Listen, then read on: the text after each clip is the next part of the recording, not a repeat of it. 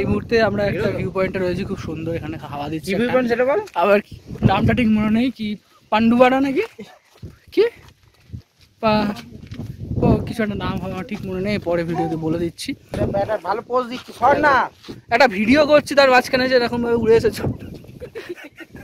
কি কি কি করতে চাইছিস এরকম ভাবে? এই তো এবার তুলে দাও তো একটা ফটো ওখান থেকে আমাদের। হ্যালো এভরিওয়ান, কেমন আছো?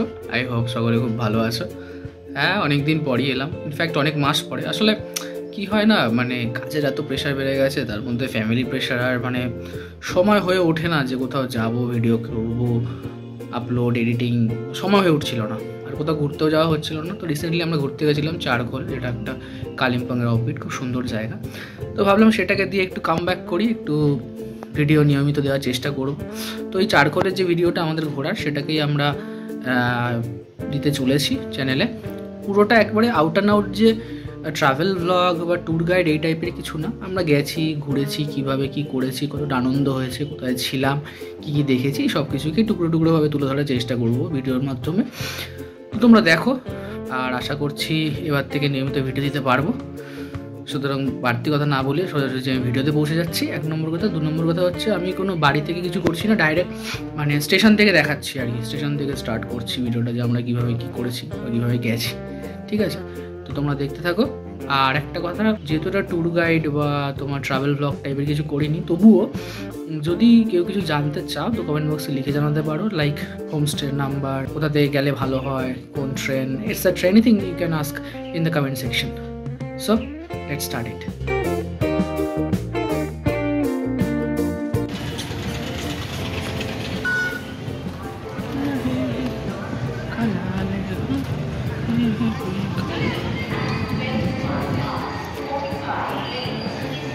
তো আমি এই মুহূর্তে রয়েছি কলকাতা স্টেশনে। কাশ্মীরে পেহেলগাঁওতে হামলার মাঝখানে আমাদের এই জার্নি আজকে, যেটা খুব এক্সাইটেড হতে চলেছে আমার মতে। বাকি লোকজন সবাই এক এক করে আসছে। আর এখানে জয় হিন্দ। তো এটা হচ্ছে আমাদের ট্রেন, গরিব রথ ট্রেনটার নাম। তো গরিবের জন্য কিনা জানি না, কারণ দাম তো বেশ ভালোই নিল। আমাদের ট্রেন ছিল 10:45 নাগাদ, তো টাইম মতনই ট্রেনটা ছেড়েছিল। এটা হচ্ছে ওয়াশরুমটা, মানে আমি প্রথমবার এসিতে আমি যাত্রা করেছিলাম ট্রেনে, এর আগে কখনো এসিতে যাইনি। তো এসির ভেতরে ওয়াশরুমটা কেমন থাকে, টয়লেটটা, সেটাই একটু কভার আপ করেছি এবং সবাইকে জাস্ট দেখানোর চেষ্টা করেছি যে ভেতরটা কেমন। ভালোই, খারাপ না। এটা হচ্ছে ভেতরে যে কামরাটা থাকে, সিট বাগেরা কীরকম কী আছে, চার্জার থেকে শুরু করে লাইটের ব্যবস্থা, এর পাশাপাশি কতটা কমফোর্টেবল আমরা ফিল করতে পারি সেইটা রয়েছে। মোটামুটি ভালো, খারাপ না। শোয়ার জন্য পিলো, গায়ে দেওয়ার চাদর, পিলো কভার দিয়েছিল। আমি প্রথমবার যেহেতু এসি ট্রেনে ট্রাভেল করছি আর কি, এসি কামরাতে, সুতরাং আমার কাছে এটা খুব এক্সাইটিং ছিল। তো তারপর তো ঘুমিয়ে পড়েছি রাত্রিবেলায়। সকাল হলো, দেখলাম এরকম সুন্দর দৃশ্য। মানে আমি যতবারই নর্থ বেঙ্গল ট্রাভেল করেছি, সেটা আমার প্রফেশনাল কাজে হোক বা পার্সোনাল কাজে হোক, ততবারই আমার এত সুন্দর লেগেছে এই ভিউজগুলো। আমি বলছি না যে আশেপাশে অন্য জায়গায় ভিউজ খারাপ। ট্রেনে ট্রাভেল করলে ট্রেন থেকে যে দৃশ্যগুলো দেখা যায় সেগুলো অসাধারণ, কিন্তু নর্থ বেঙ্গলের স্পেসিফিক্যালি কিছু কিছু জায়গা আছে, এত সুন্দর লাগে না দৃশ্যগুলো, মনে হয় যেন পুরোটাকেই জাস্ট কভার আপ করে রাখি। এখন দেখাতে গেলে তো অনেক কিছুই দেখানো যায়, সব তো দেখানো সম্ভব নয়, তবুও যেটুকু দেখা যায়, মানে সত্যি কথা বলতে কি, এই শহরের গণ্ডির মধ্যে থেকে, এই যে কংক্রিটের জঙ্গলের মধ্যে থেকে চোখটাকে একেবারে বিষিয়ে ফেলার থেকে মাঝে মধ্যে এরকম পাহাড়ে গিয়ে এরকম সুন্দর দৃশ্য দেখা, এক কথায় চোখের শান্তি। মানে অ্যাটলিস্ট আমার কাছে তো সেটাই মনে হয়, চোখের শান্তি ছাড়া এটাকে আমি কী বলবো। যাই হোক, এরকমভাবে বিভিন্ন দৃশ্য দেখতে দেখতে, নিজেদের মধ্যে আড্ডা গল্প করতে করতে আমরা প্রায় পৌঁছে গেছি আমাদের গন্তব্যস্থলে, দ্যাট ইজ এনজিপি স্টেশন। তো এই হচ্ছে স্টেশন। মোটামুটি টাইম অনুযায়ী ট্রেনটা প্রবেশ করেছিল, খুব একটা দেরি করেনি, অন টাইমেই ছিল। তো ইউ ক্যান সি এনজিপি, যারা গেছো তারা তো জানোই, আমি জাস্ট একটু কভার আপ করে দেখিয়ে দিলাম যে কেমন হয় আর কি, জাস্ট দ্যাটস ইট। এটা হচ্ছে নয়া পার্কিং, যেখান থেকেই মেইনলি সব গাড়িগুলো ছাড়ে আর কি। মানে ধরুন হোমস্টে যদি গাড়ি বুক করা থাকে তাহলে এখানে এসে দাঁড়ায়, এখান থেকে প্যাসেঞ্জার তোলে। এছাড়াও যদি টোটো করে বাস স্ট্যান্ড যেতে চান, অথবা যদি শেয়ার কারে যাওয়া, সব কিছুই এখান থেকে হয়। এই নয়া স্ট্যান্ড থেকে সব কিছু হয়। তো জাস্ট এনজিপি থেকে বেরিয়ে এই জায়গাটা এলে এখান থেকে গাড়ি পাওয়া যায়, নয়া পার্কিং বা নতুন পার্কিং যে স্লটটা বললেই দেখিয়ে দেবে। এখানে প্রচুর গাড়ি রয়েছে।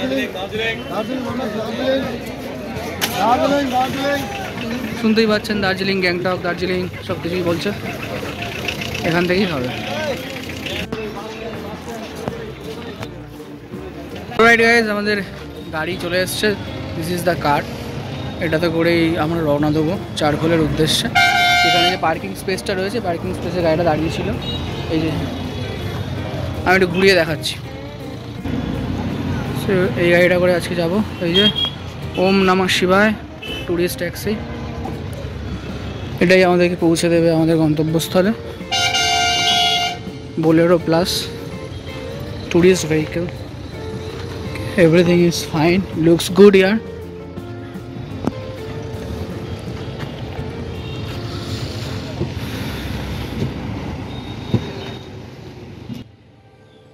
এইবার শুরু হলো আমাদের আসল পথ চলা। এনজিপি যেই ক্রস করলাম গাড়িতে করে, এই যে যাত্রাপথ, এটা আমার কাছে one of the best in my life. মানে যখনই পাহাড়ে ট্রাভেল করা হয়, সবই তো ম্যাক্সিমাম এনজিপি থেকে যাওয়া হয়, তো তারপর থেকে এই যে দুপাশের দৃশ্যগুলো না এত সুন্দর লাগে, এত সুন্দর লাগে, মানে বলে বোঝানো যাবে না। আর সবথেকে বড় কথা এখানে সেটা হচ্ছে, যত আমরা এগোবো পাহাড়ের দিকে, যত এগিয়ে যাব তত টেম্পারেচার কমতে শুরু করবে। আর এটা আমার কাছে সব থেকে আনন্দের, কারণ কলকাতা এত গরম না, আমি মানে কোপ আপ করতে পারি না, খুব কষ্ট হয় আমার।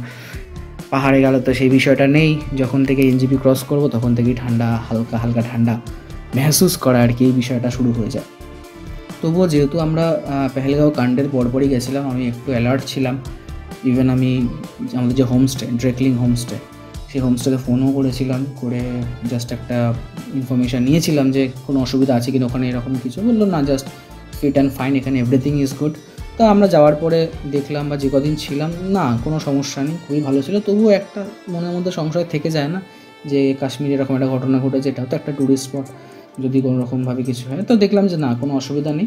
তো এই পথ দিয়ে চলতে চলতে আমরা ফার্স্ট একটা স্পটে গেছিলাম, যে স্পটটা একটা বাঁধ মতো ছিল, তিস্তা, মানে একটা ড্যাম টাইপের, তিস্তা বলবো না, সরি, ড্যাম টাইপের।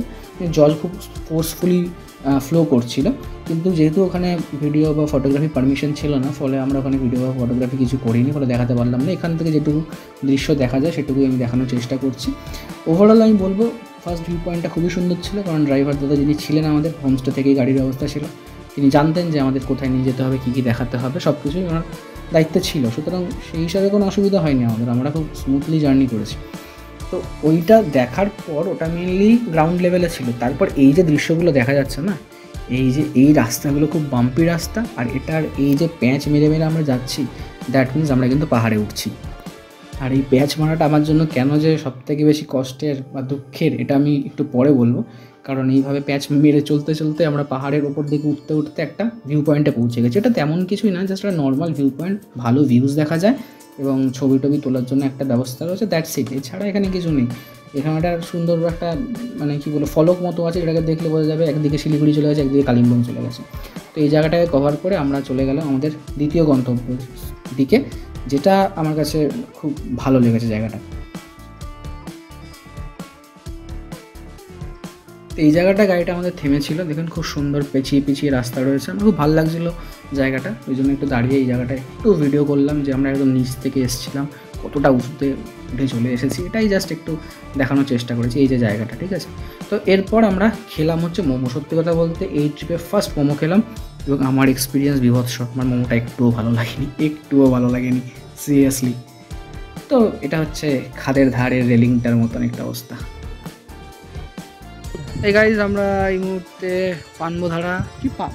পানবুধারা ভিউ পয়েন্টের জন্য একটা জায়গায় স্টে করেছি, মানে দাঁড়িয়েছি, গাড়িটা থেমেছে। তো আমরা কিছু খাবার খাবো, খেয়ে দিয়ে তারপর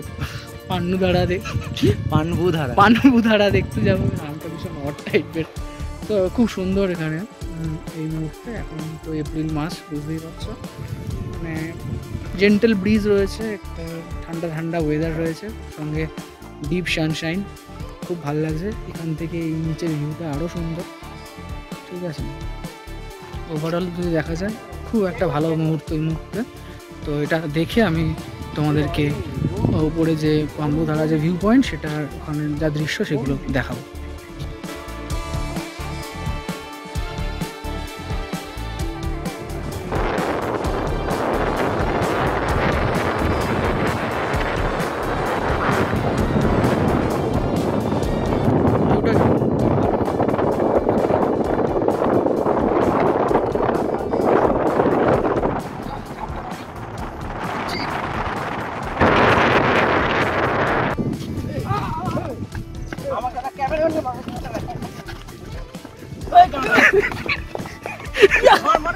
তো আমাদের ট্রিপ হলে মোটামুটি এরকম খুনসুটি চলতেই থাকে, আমরা মজা আনন্দ করেই একটা ট্রিপ করি। আমি প্রথমেই বলেছি যে এটা কিন্তু আউট অ্যান্ড আউট কোনো ট্রাভেল ব্লগ বা ট্যুর গাইডের কোনো ভিডিও না, তার জন্য অন্যান্য চ্যানেলে প্রচুর ভিডিও আছে, আপনারা ইজিলি দেখে বুঝতে পারবেন। আমরা জাস্ট যেটুকু গেছি, এনজয় করেছি, নিজেদের মধ্যে কাটিয়েছি, কোথায় কোথায় ঘুরেছি, কীভাবে নিজেদের মুহূর্তগুলোকে ধরে রেখেছি, ক্যামেরাবন্দি করেছি, সেটুকুই সকলের সামনে তুলে ধরছি। কারণ দেখুন, অনেকে ঘুরতে যায় একটা পারপাস নিয়ে যায় যে আমি এটা এমন একটা গাইডে করে দেবো যাতে সবাই যেতে পারে, তো সেই উদ্দেশ্যে আমরা মেইনলি যাইনি। কারণ আমি অলরেডি দেখে গেছিলাম যে প্রচুর ভিডিওস রয়েছে, সুতরাং আমরা আমাদের মতো করে গোটা বিষয়টাকে এনজয় করেছি এবং সেটাই তুলে ধরেছি।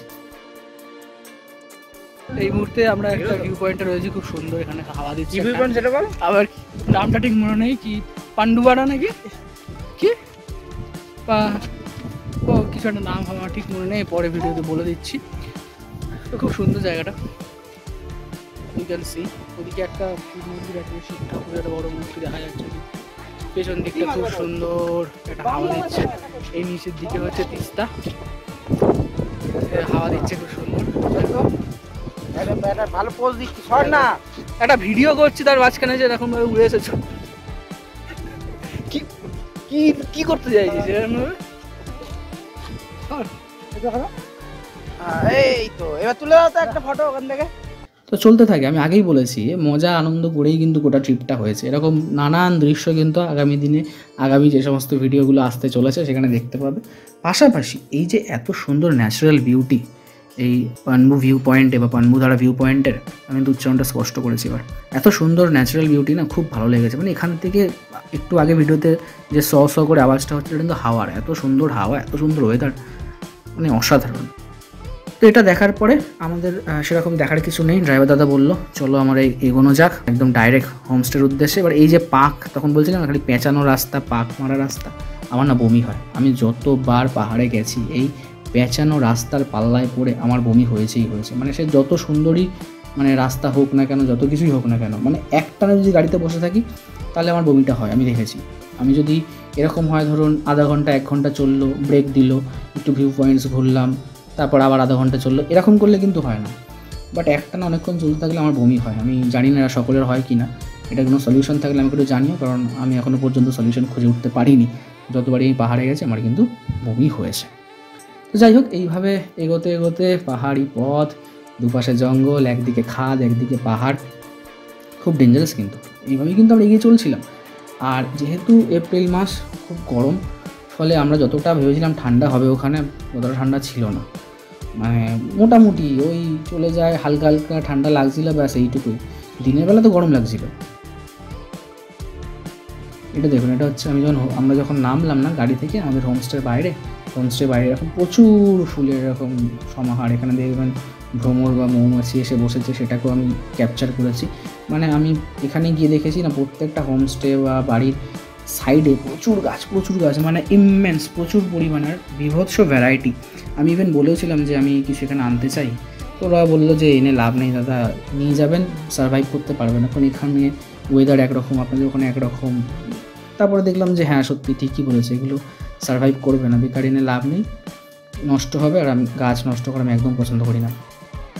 ওকে, এবার আমি আপনাদেরকে আমাদের রুমটা দেখাচ্ছি, ঠিক আছে। এখানে বিভিন্ন জনের থাকার মতো ব্যবস্থা আছে, 4 জন, 3 জন, 2 জন, যেমন বলবেন সব রকম ব্যবস্থা আছে। পরিষ্কার পরিচ্ছন্নতা খুব ভালো এখানে মেনটেন করে ওরা, হাইজেনিক ব্যাপারটা আমি ফিল করেছি, ঠিক আছে। এখানে কেটেল রয়েছে, জলের বোতল টোতল সব আছে, ইলেকট্রিক কারেন্টের ব্যবস্থা, তারপরে ধরুন আপনি কী এখানে অ্যাক্সেসরিজ দেওয়া আছে, কী করতে পারবেন, কী করতে পারবেন না, সমস্ত যাবতীয় সব কিছু রয়েছে। কারেন্টের ফেসিলিটি ছিল, চার্জিং পয়েন্টও ভালো ছিল। This is the washroom here. ওয়াশরুমটাও বেশ আমার পরিষ্কার পরিচ্ছন্ন লেগেছে, মানে ইটস টু গুড। গিজার আছে, আর কি চাই। শীতকালে এলেও আপনি গিজার চালিয়ে স্নান করে নেবেন, সঙ্গে জানলা দিয়ে এত সুন্দর দৃশ্য। এখান থেকে খুব সুন্দর ভিউ দেখা যায়, রুমে বসে পুরো ভিউ। क्या बात है, क्या बात है, बहुत ही बढ़िया, क्या बेहतरीन नज़ारे हैं। রাত্রিবেলার দিকে লাইট জ্বলবে, হেভি লাগছে, অসাধারণ ভিউ, দেখে যা অসাধারণ ভিউ। রাত্রিবেলা লাইট জ্বলবে আরো ভালো। আবার ওটা খুলে নি, এই ভিউয়ের কোনো তুলনা হয় না, সত্যি অসাধারণ ভিউ, এই ভিউয়ের কোনো তুলনা হয় না। এই ভিউ দেখার জন্যই তো এতটা পথ এত কষ্ট করে ছুটে আসা। তো আমরা ভীষণ টায়ার্ড ছিলাম, তাই ফ্রেশ হয়ে সোজা চলে গেলাম হচ্ছে এনাদের ডাইনিং কাম কিচেন যেটা রয়েছে সেখানে। দেখতেই পাচ্ছেন মানে হোমস্টে নাম্বার টাম্বার সবই দেওয়া আছে, খুব সুন্দর। কিচেনের স্পেসটা অনেকটাই বড় রয়েছে, পাশাপাশি এখানে যে ডাইনিংয়ের যে জায়গাটা রয়েছে খাওয়া দাওয়া করা, এটাও খুব সুন্দরভাবে কিন্তু ওরা সাজিয়েছে, আমি যা বুঝলাম।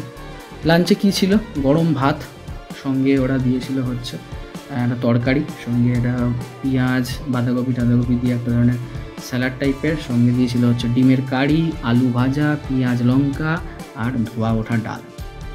এই সমস্ত কিছু খেয়ে আমরা রওনা দিলাম আমাদের লোকাল সাইট সিনের উদ্দেশ্যে, যেটা আপনারা পরের ভিডিওতে দেখতে পাবেন। থ্যাংক ইউ, সঙ্গে থাকবেন।